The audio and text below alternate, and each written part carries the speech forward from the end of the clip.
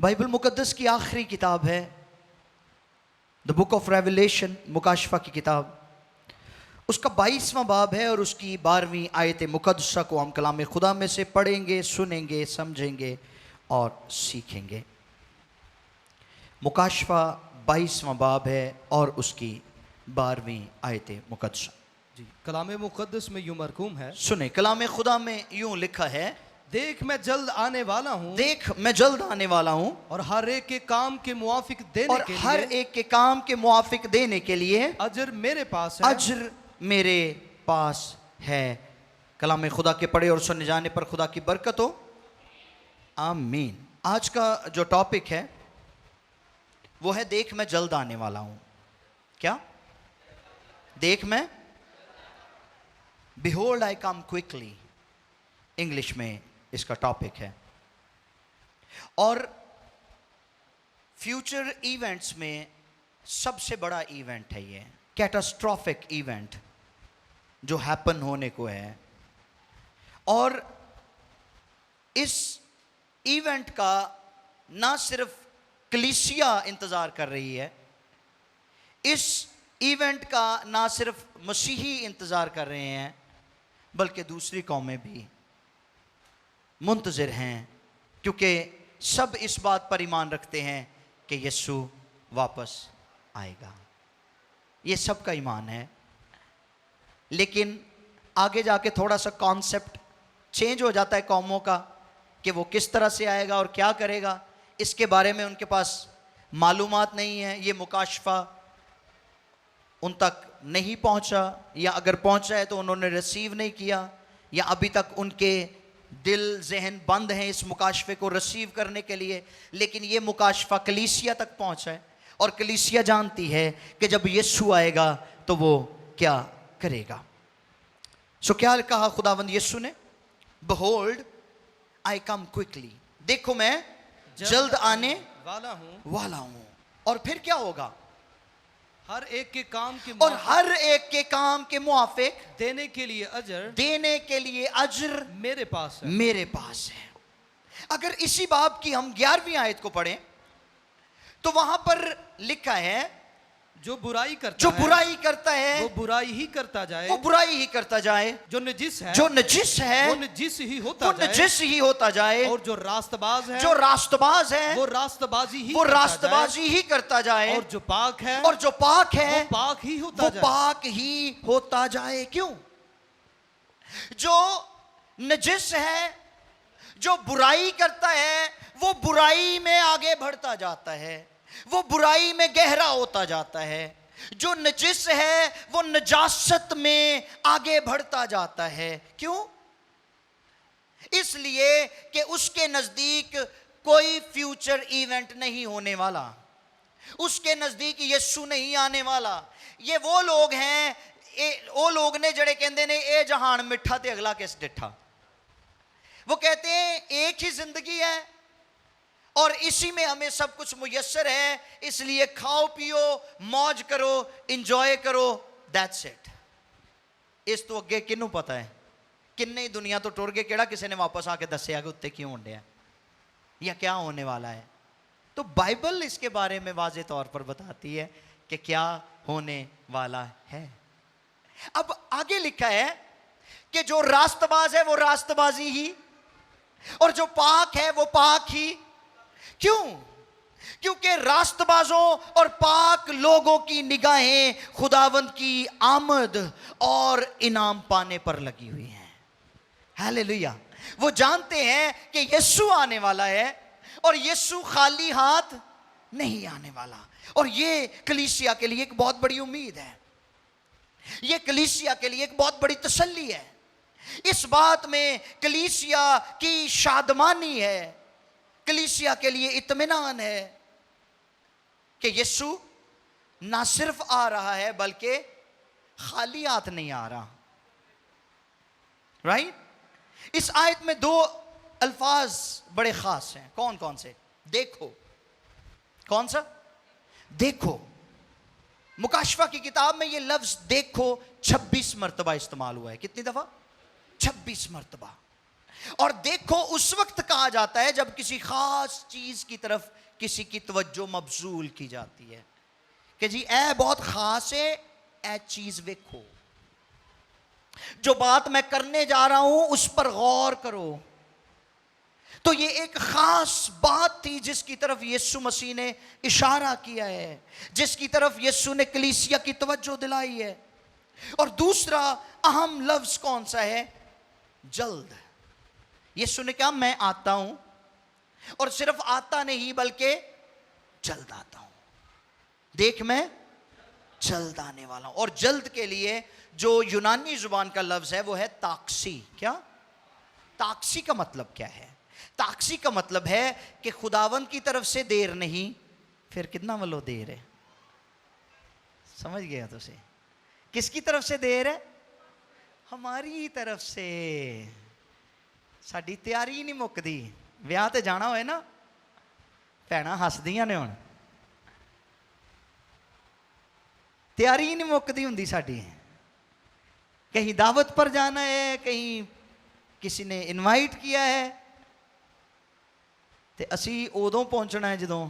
ऐसी ही स्टोरी हमें मत्ती की इंजील में भी मिलती है 10 कंवारियों की। अब कुछ लोग ये ख्याल करते हैं कि जो अक्लमंद थी वो रास्तबाज थी, और जो बेवकूफ थी वो बेईमान थी। ऐसा नहीं है, बल्कि ये 10 की 10 ही रास्तबाज थी। रास्तबाज भी बेवकूफ होंदे जे, ये भी गल है। रास्तबाजों में भी बेवकूफी पाई जाती है, क्योंकि रास्तबाज होना एक फर्क बात है और हिकमत को पाना एक दूसरी बात है। कई हुंदे रास्तबाज ने लेकिन सारी जिंदगी झल्ले रहंदे ने, सारी जिंदगी सादे रहंदे ने। उन्हां दा ओह हाल हुंदा जिन्ने लाया गली उहदे नाल टुर चली। ठीक? तो इस सादगी से मैच्योरिटी की तरफ जाना बहुत जरूरी है। रास्तबाज भी होना है और अक्लमंद भी होना है, रास्तबाज भी होना है और हिकमत से भी मामूर होना है। क्योंकि कुरिन्थियों के खत में लिखा है, मगर किसने खुदा की अक्ल को जाना और कौन खुदावंद को तालीम दे सकता है? हम में मसीह की अक्ल है। हालेलुया। तो अगर हम में मसीह की अक्ल है तो फिर हम बेवकूफ तो नहीं हो सकते। जिसमें मसीह की अक्ल है वो बेवकूफ नहीं हो सकता। तो फिर अगर हम अक्लमंद हैं, अगर हम होशियार हैं, अगर हम बेदार हैं, तो फिर यकीनन हम इस बात के लिए तैयार हैं कि यीशु जल्दी आने वाला है और हम उसको रिसीव करने के लिए तैयार हैं। आमीन। यीशु जल्दी आने वाला है और खाली हाथ नहीं आएगा। इसको एक सादा सी मिसाल से समझते हैं। एक बाप किसी जरूरी काम के लिए कहीं जा रहा था और उसका बेटा जिद करने लगा और कहने लगा कि मुझे अपने बाप के साथ जाना है। अब उस बच्चे की जिद को देखकर, उसे रोता हुआ देखकर बाप ने क्या किया? उसने अपने बेटे से 2 बातें की। उसने कहा, नंबर 1, मैं जल्दी आ जाऊंगा, मैं जल्दी आ जाऊंगा। और दूसरी बात, चुप कर जा, तेरे लिए खिलौने और चॉकलेट्स लेके आऊंगा। ते काका चुप कर गया। उसे तसल्ली मिल गई।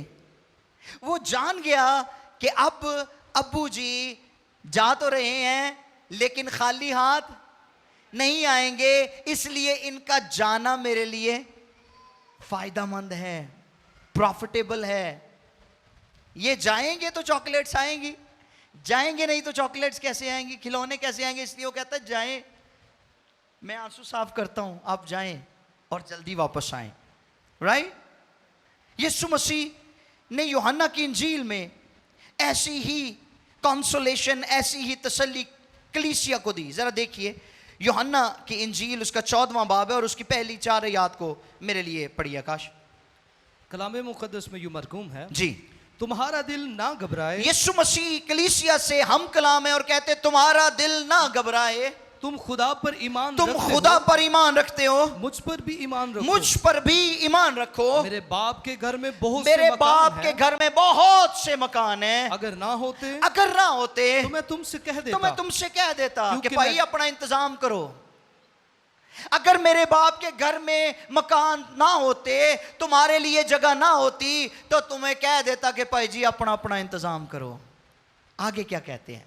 क्योंकि मैं जाता हूं, क्योंकि मैं जाता हूं ताकि तुम्हारे लिए जगह ताकि तुम्हारे लिए जगह तैयार करूं। और अगर मैं जाकर तुम्हारे लिए जगह तैयार करूं, तो फिर आकर तुम्हें अपने साथ ले जाऊंगा, अपने साथ, हाँ जी, ताकि जहां मैं हूं तुम्हें अपने साथ लूंगा, ताकि जहां मैं हूं तुम भी हो, और जहां मैं जाता हूं वहां की राह तुम जानते हो।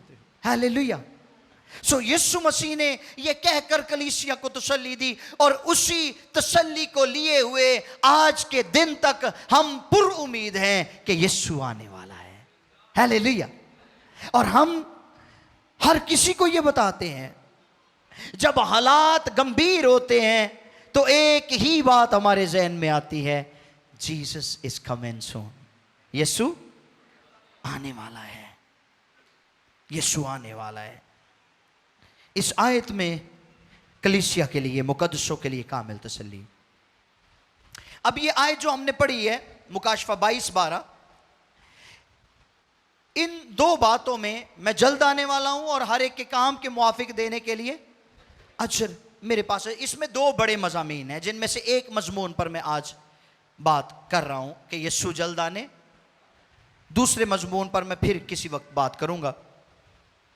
वो क्या है? पहला मजमून है मसीह की आमद सानी, और दूसरा मजमून है कलीसिया के लिए इनामात। नेक्स्ट मैं इस पर बात करूंगा कि कलीसिया को जो इनामात मिलेंगे वो कौन से इनामात हैं, और किन किन को क्या क्या मिलेगा, हम इस पे बात करेंगे। लेकिन आज हम बात करेंगे कि यीशु जल्द आने वाला है। हम मसीह की आमद के बारे में तीन अहम बातों को आज सीखेंगे।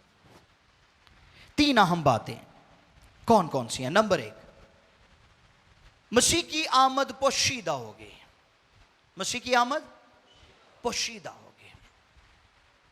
जिस आमद का यीशु ने जिक्र किया, देख मैं जल्द आने वाला हूं, और अगर आप इसी बाब की 7वीं आयत को पढ़ें तो वहां पर भी यीशु ने अपने आने का तज़किरा किया है। और देख मैं जल्द आने वाला हूं, वहां पर फिर ये कहा है, देख मैं जल्द आने वाला हूं। Behold, मुबारक है I वो, come quickly, मैं जल्द आने वाला हूं। मुबारक है वो जो इस किताब की नबूवत की बातों पर जी अमल करते हैं। Thank you. मुबारक है वो जो इस किताब, नबूवत की किताब की बातों पर अमल करते हैं। वो तैयार रहें, वो बेदार रहें, क्योंकि यीशु आने वाला है। यीशु आ रहा है, पोशीदगी में आ रहा है। और उस पोशीदा आमद में क्या होगा? उस पोशीदा आमद में अगर आपने मत्ती की इंजील पढ़ी हो तो वहां पर जिक्र है कि दो औरतें चक्की पीसती होंगी, एक ले ली जाएगी, एक दो शख्स खेत में काम कर रहे होंगे, एक छोड़ दिया जाएगा। यह काम होगा यीशु मसीह की पोशीदा आमद पर। यीशु मसीह की पोशीदा आमद पर एक बहुत बड़ी गुमशुदगी होने वाली है। चार्ल्स स्पर्जन की एक किताब है द लॉस्ट वंस,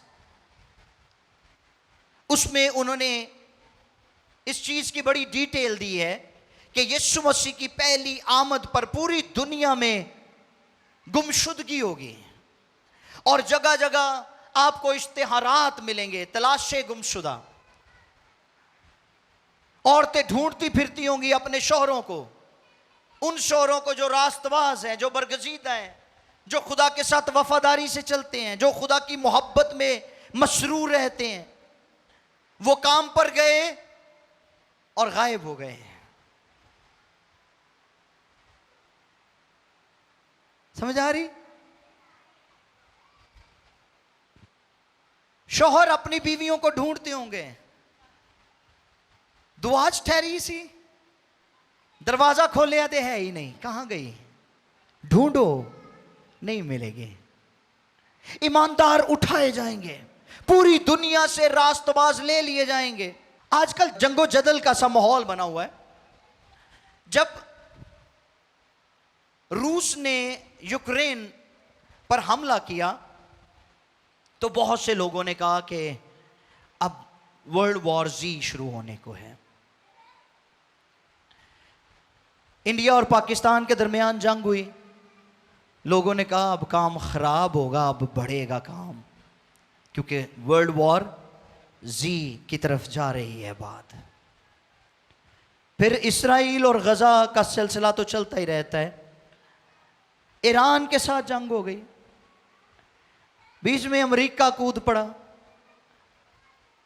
लोग कहने लगे वर्ल्ड वॉर जी की तरफ जा रही है बात। ये जंगे हर मजदून के लिए तैयारी हो रही है। ये जो छोटी छोटी इनकी झड़पें चल रही हैं ना, ये झड़पें हैं छोटी छोटी, ये जंग नहीं है, ये लड़ाई नहीं है, ये छोटी छोटी झड़पें हैं अभी। और ये जंगे हर मजदून की तैयारी हो रही है।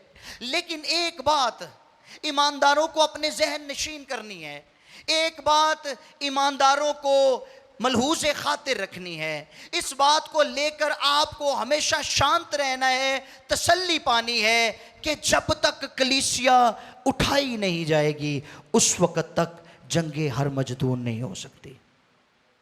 राइट? ऐसा नहीं होगा, ऐसा हरगिज नहीं होगा, क्योंकि मुखालफे मसीह के नमूदार होने से पहले कलीसिया का उठाया जाना जरूरी है। हैकल के बनने से पहले कलीसिया का उठाया जाना जरूरी है।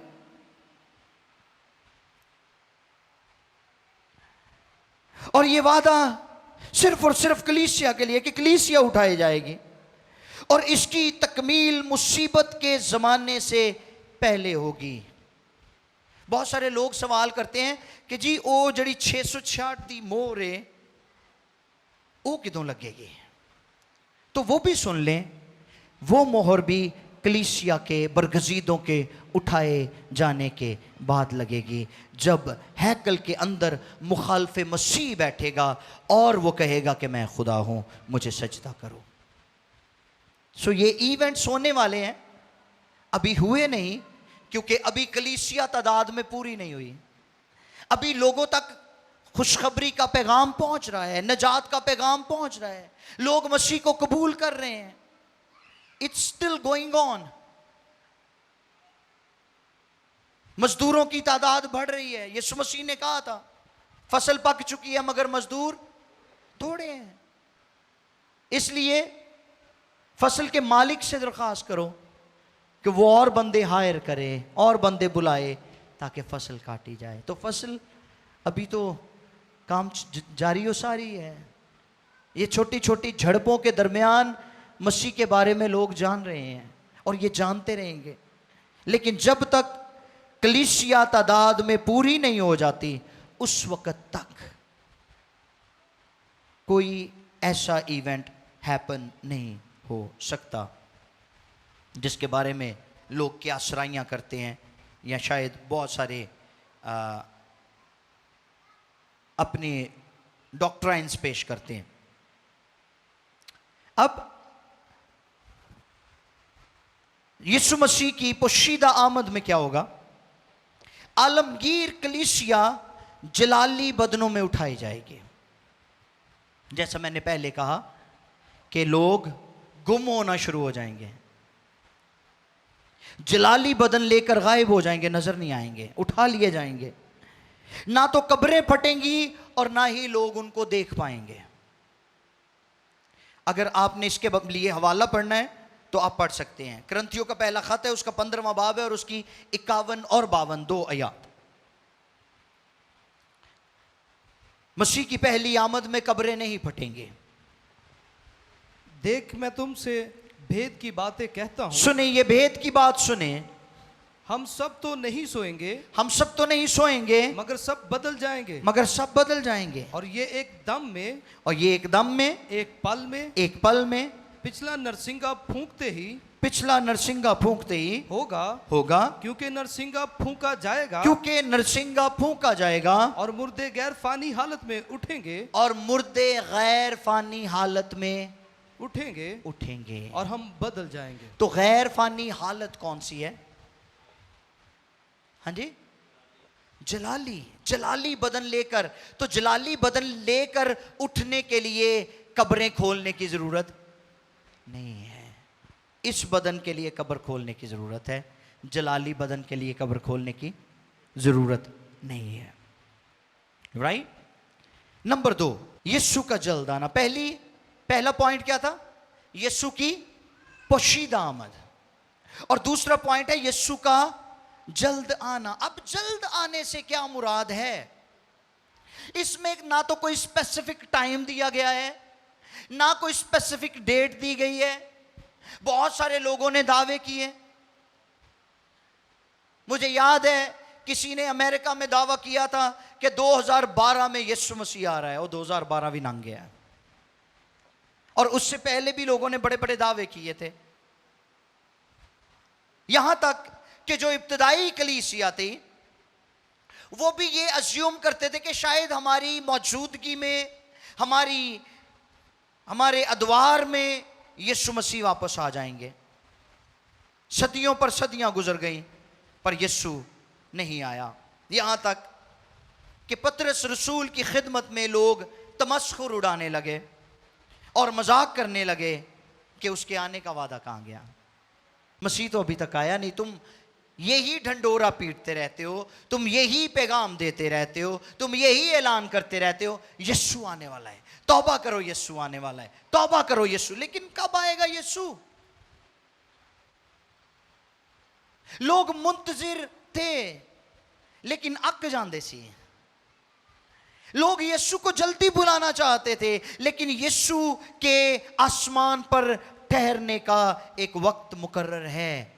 और यीशु कोई भी काम अपने बाप की मर्जी के बगैर नहीं करता। वो जमीन पर भी बाप की मर्जी से चलता था, आसमान पर भी बाप की मर्जी से चलता है। मैं आगे जाके आपको बताता हूं कैसे। यीशु मसीह का जल्द आना से मुराद है गैर मुतवक्को आमद। क्या? गैर मुतवक्को। इससे क्या मुराद है? किसी को कोई पता नहीं कि वो कब आ जाए, इसलिए उसने हमें जल्द का लफ्ज इसलिए इस्तेमाल किया क्योंकि वो तैयार है और हम तैयार। हमें तैयार रहना है, हमें तैयार होना है। राइट। पतरस का दूसरा खत है, 3 बाब की 8वीं आयत पढ़िए। खुदा के टाइम फ्रेम को देखते हैं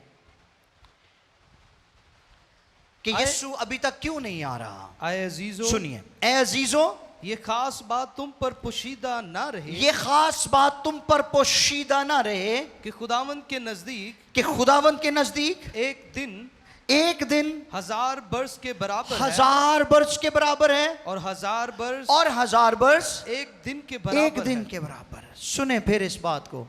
खुदावंद के नजदीक एक दिन 1000 वर्ष के बराबर 1000 वर्ष के बराबर है, और 1000 वर्ष खुद एक दिन ये खुदा का टाइम फ्रेम है। ये खुदा का टाइम फ्रेम है। आदम कितने साल जीता रहा? कोई बताएगा मुझे? 930 वर्ष। कितनी देर? 900। तो खुदा का टाइम फ्रेम जरा चेक करें। एक दिन 1000 वर्ष के बराबर और 1000 वर्ष। तो फिर खुदा के टाइम फ्रेम के मुताबिक तो आदम एक दिन भी जिंदा नहीं रहा। 930 साल के बाद दुनिया से चला गया, तो फिर एक दिन भी जिंदा नहीं रहा आदम।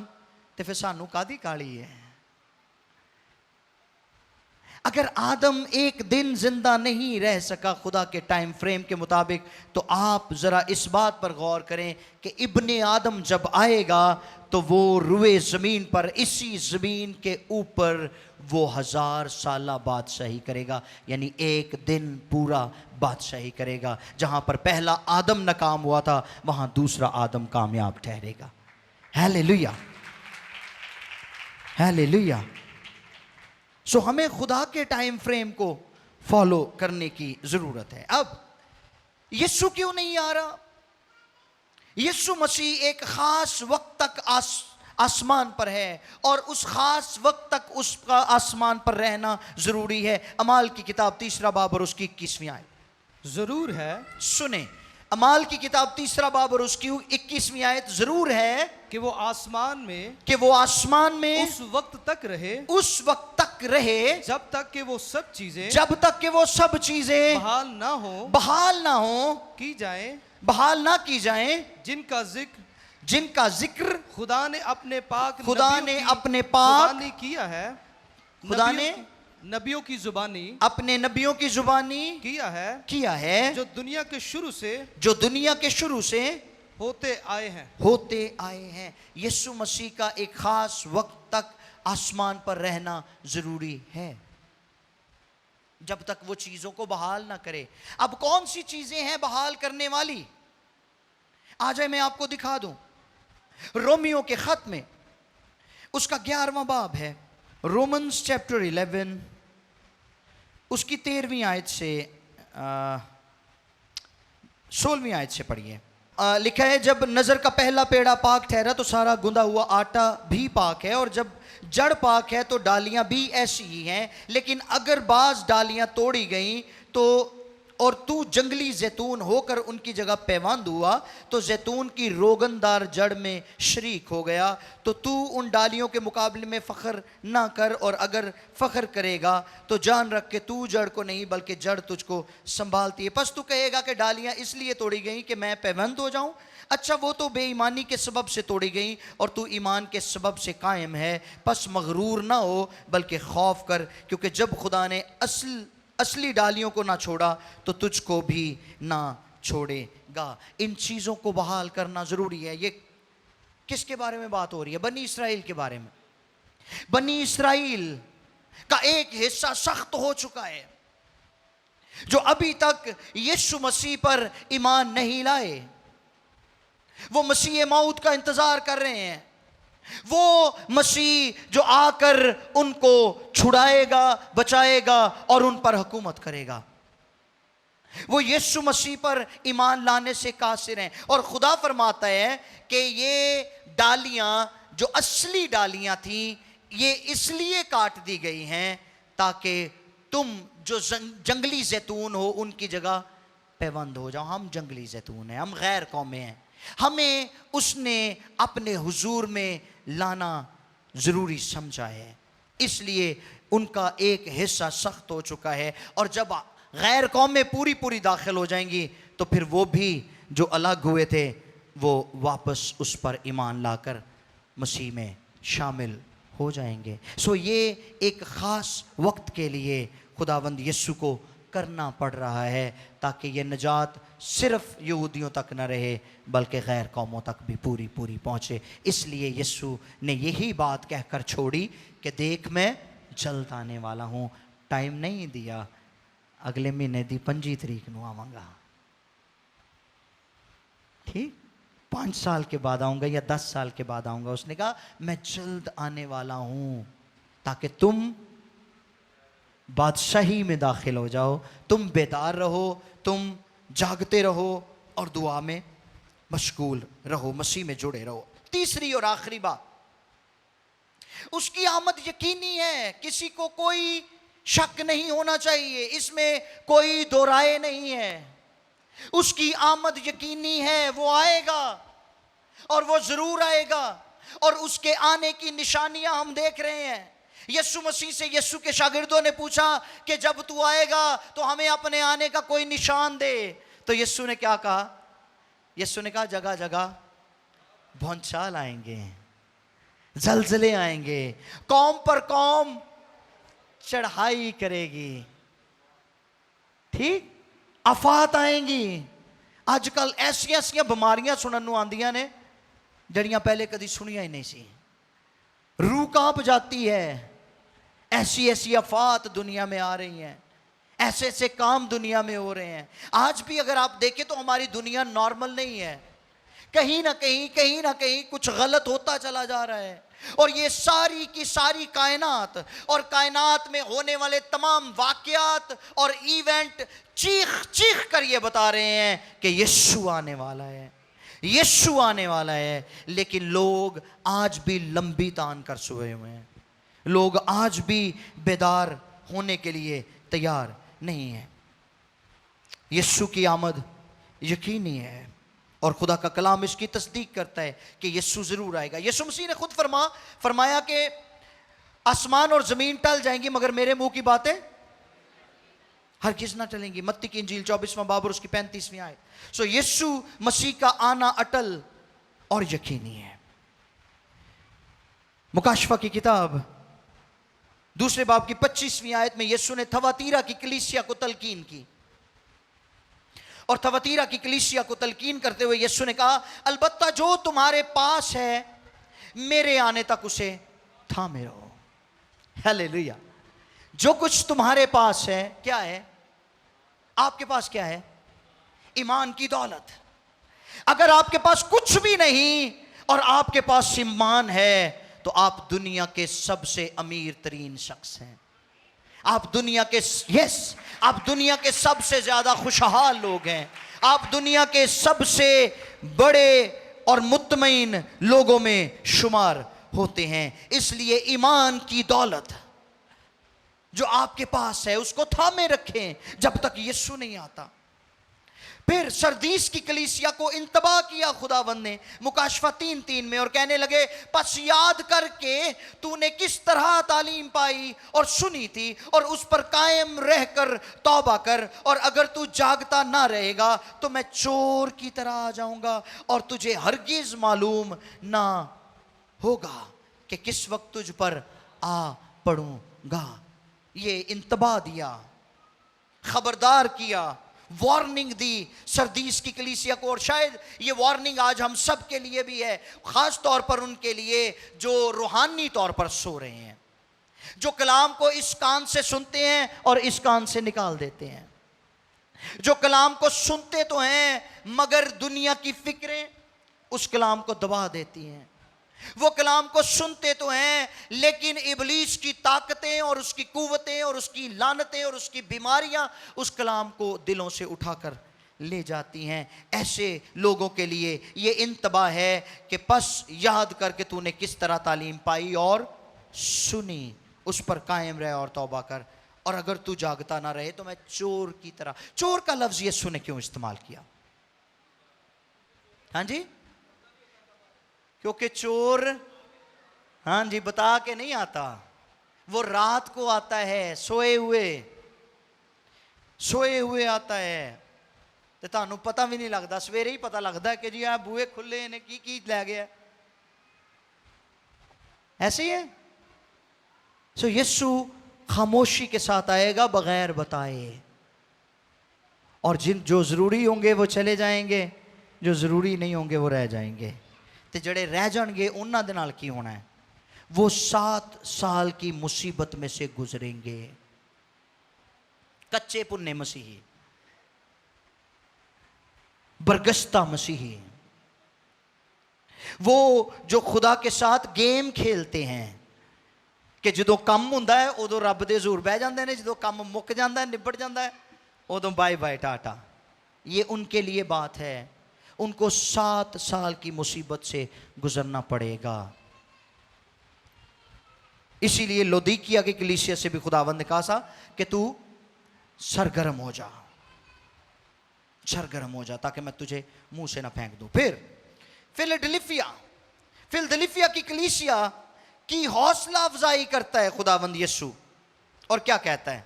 उसे कहता है मैं जल्द आने वाला हूं। मुकाशफा 3:11, मैं जल्द आने वाला हूं, जो कुछ तेरे पास है उसे थामे रह ताकि कोई तेरा ताज छीन ना ले। कोई तेरा ताज ना छीन ले, मैं जल्द आने वाला हूं। सो ये बात खुदावंद ने बार बार कलीसियाओं से इसलिए कही ताकि कलीसियाएं बेदिल ना हो जाएं, कलीसियाएं बदगुमान ना हो जाएं, कलीसियाएं इंतज़ार करते करते उकता ना जाएं, बल्कि उसके इंतज़ार में कलीसियाएं और तगड़ी होती जाएं, और ज़्यादा खुदावंद में मसरूर होती जाएं, और ज़्यादा सरगर्म होती जाएं। आमीन। क्योंकि यीशु की आमद यकीनी है, उसकी आमद पोशीदा है, उसका आना ज़रूर है, वो जल्द आएगा, और उसकी आमद यकीनी है। ये 3 पॉइंट आज हमने खुदावंद यीशु की आमद के हवाले से सीखे हैं। इसलिए आखिर पर एक क्वेश्चन है, आर यू रेडी? यीशु आ रहा है, जीसस इज कमिंग। आप तैयार हैं? क्या आप तैयार हैं? जिंज यस कहन दे हो ना, ਉਹਦੇ ਚ गड़बड़ लगन रही मैनू। क्या आप तैयार हैं? हालेलुया। अब यहां पर एक और बात है, हमें तैयार होना नहीं बल्कि तैयार रहना है। We don't need to get ready, we need to live ready. हमें तैयार होना नहीं बल्कि तैयार रहना है, क्योंकि यीशु उनको लेने के लिए आ रहा है जो तैयार हैं, ते जड़े हो रहे ने वो फिर आप ही सोच लो कि तुसी किधर नू जाना है। सो आइए सरों को झुकाएं, आंखों को बंद करें, और अगर आप तैयार हैं, अगर आप तैयार हैं तो आप उसके हुजूर शुक्रगुजारी करें, शादमानी करें, और उससे कहें कि ऐ खुदावंद यीशु तू आ, क्योंकि लिखा है रूह भी कहती है आ और दुल्हन भी कहती है आ। हालेलुया। हम उसकी दुल्हन हैं, यीशु हमारा राजा है, वो हमारा खुदावंद है, वो हमारा आका है, वो हमारा मुनज्जी है, वो हमारा नजात देने वाला है। उसने हमें लावारिस नहीं छोड़ा। वो कहता है मैं तुम्हें यतीम ना छोड़ूंगा, मैं आऊंगा और तुम्हें लेकर अपने बाप के पास चला जाऊंगा, ताकि एक ही गल्ला और एक ही गडरिया हो। हालेलुया। वो कलीसिया को जमीन पर तड़पते हुए मरते हुए नहीं देखेगा, वो कलीसिया को लेकर जाएगा।